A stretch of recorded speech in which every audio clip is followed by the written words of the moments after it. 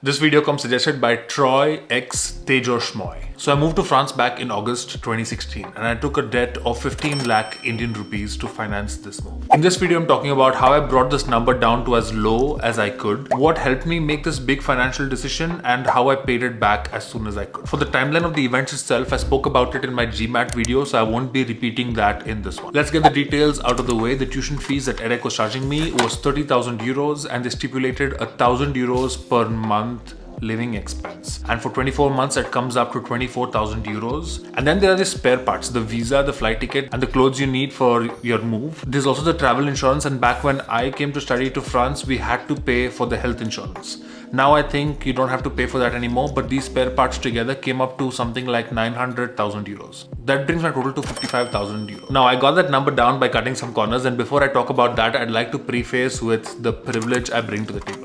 And this privilege is mine just by belonging to the family that I belong to. My parents both worked in banks, so when I told them about these numbers, they were not shocked.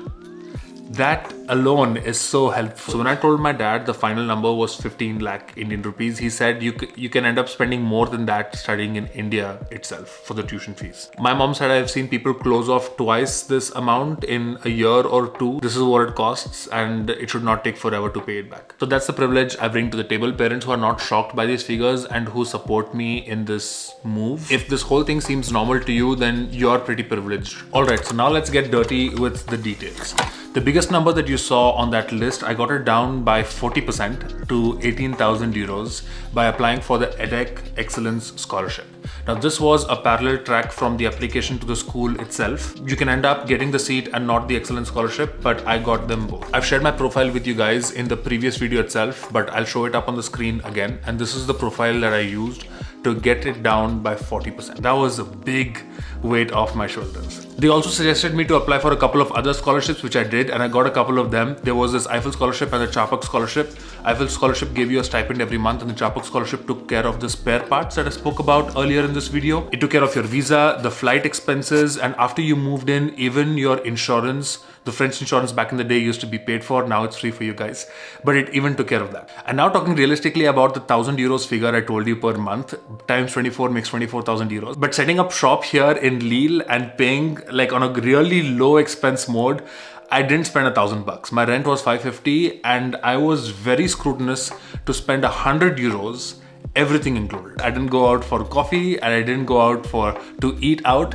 I ordered in only for celebration and I was able to maintain this 100 euro expense per month. I'd note, from the 550, I also got a good 177 euros back from CAF. CAF is this thing where if you don't make money in France, you get this money back.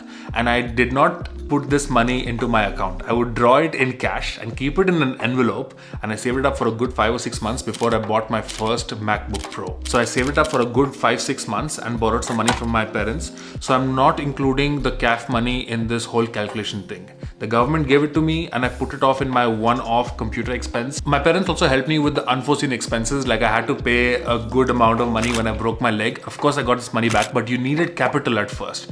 And for this, my parents helped me. My sister helped me with my rent in the last semester. Also helped me to bring down this number, and I did not depend on this number on the back. I don't know where you guys are applying from, but my father told me that there is a specific loan you could take from India where you told them a minimum amount what you would take.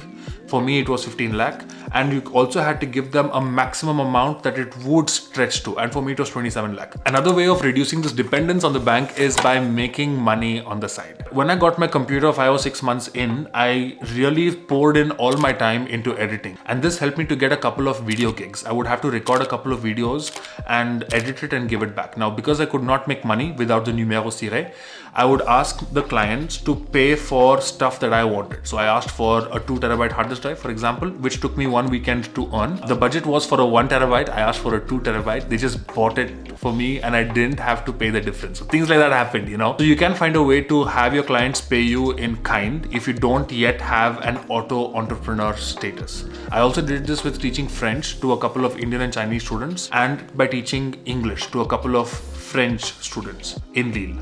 Before my internship began, I moved to a farm. So I put all of my stuff in my friend's cave and I moved to a farm where I did not have to pay rent or for my food. So that brought my overheads down to a zero. It was an Airbnb kind of a business, and they did not have, they were not on Google Maps. Also set up from what time to what time clients could call them, and they were happy with this entire setup. I made them a website and everything. So for this, they wanted to pay me a good 500-600 euros just as their expression of generosity, gratitude, I think. The deal I had was it should be a non-financial transaction. So the next time I was flying home to India and I wanted to buy some expensive gift for my family, these people financed those gifts. They bought it for me. These kind of little things that happened out during these 3 months that I'd completely spent over there, I ended up making 500 and spending nothing, in fact. In fact, for my birthday, when I was working over there, this family pulled in money and took me to Club Med. It was like 150 or something. They paid for themselves and they divided money to pay for me.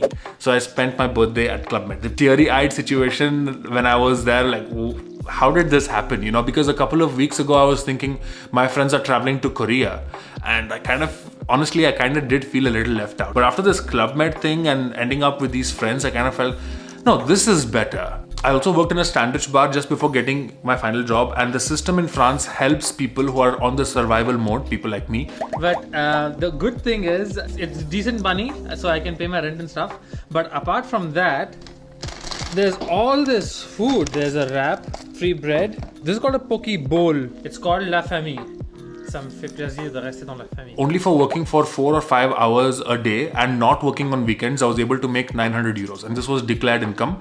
And when it's below 1500, you don't have to pay tax on it. So that was awesome. It was not a transaction where I get paid in kind. It was a transaction that I got paid in cash into my bank account, and I made 900 euros. During the internship year itself, I saved up a total of 5,000 euros that I put back into the bank to get my debt even down. And this happened after I paid for my rent and for the travel between Amsterdam, Paris, and I also bought my first drone in this time, and this was a very good way for me to spend my time. It was so therapeutic to sit down and edit these videos. So this was money for me well spent. So I could have sent more money than 5,000 euros, but I chose to invest that back in myself and to buy some gifts for my family. When I cracked my first EDI job, I decided to live in a house sharing, which was like super cheap, 550 bucks a month, when I could in fact afford a studio. At this point, the reason I did that was because I still had the debt to pay back, and on a bad month I would send back 800 to 1000 euros back home, and on a good month I would send up to 1200 euros back home. I was still on this low expense mode because I still had this huge debt. Now, debt back in India, for you non-Indians watching, is 13% compounded, which is illegal here in France, and that happens 4 times a year. It took me a good fat year to pay this back, and at the end of the year I had no debt. My family helped me with this too, of course, but I made sure to send a big chunk of my income back so that I live a debt-free life. So all in all, my opinion on the finances and the fees with this MIM are something like this. The number is big by all means. Don't convert it to INR. It's a big number. I get it. But the ratio of that number versus what you can make when you're still a student and what you stand to make after you finish your student life is really non-violent. If you compare this with something in USA, the ratio is really scary. You can end up spending $100,000, $200,000 and not make that money back real soon. But in France, yeah, the number is big, but on a ratio of how much you stand to make, it's not so scary. Over the last 5 or 6 years, I've had teeth trouble that were completely paid for. I had knee trouble that was completely paid for, and I also sprained my ankle, which was very scary. And I did not have to worry about anything. I would get the best treatment and I did not have to worry about that. Given these 2 or 3 things and the fact that France likes its weekends free, I could get back home after work at a godly hour, 6 p.m., 7 p.m. on good days. France looks like an excellent place to start your career.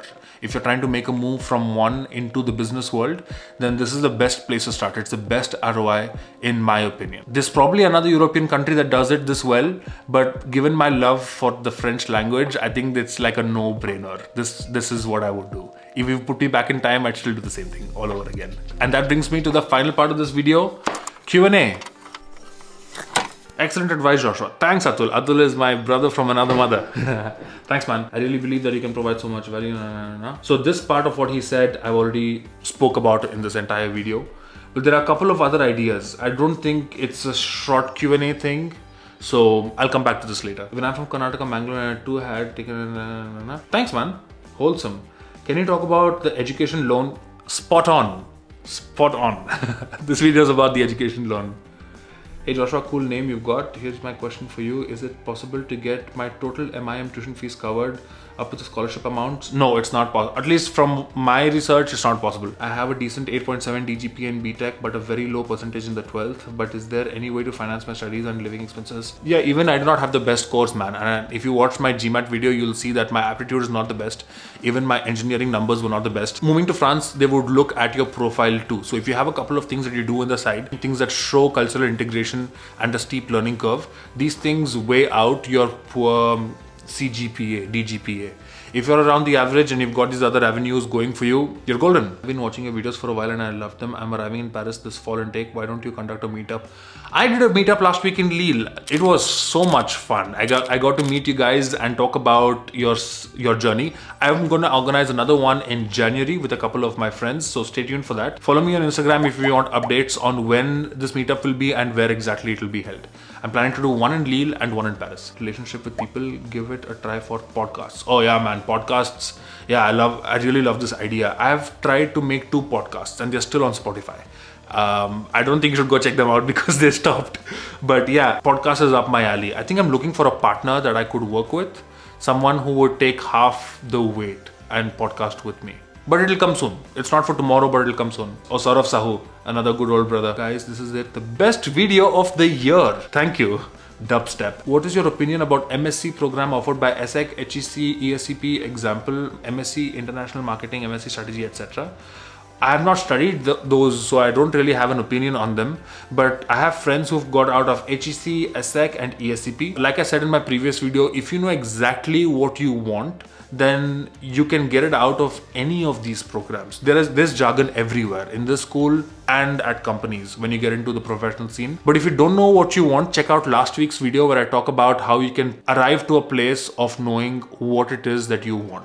There's this 3-step exercise. Check out this video for that. I'm learning French at B1 level currently. What is the minimum requirement for one to get a job? Is it B2 or C1? It's B1. Honestly, it's not even B1. What I mean by that is, to apply, they're going to ask you for your B1 certificate. Then you get in for a French speaking job. But when you get in to test it, they're going to speak to you in French.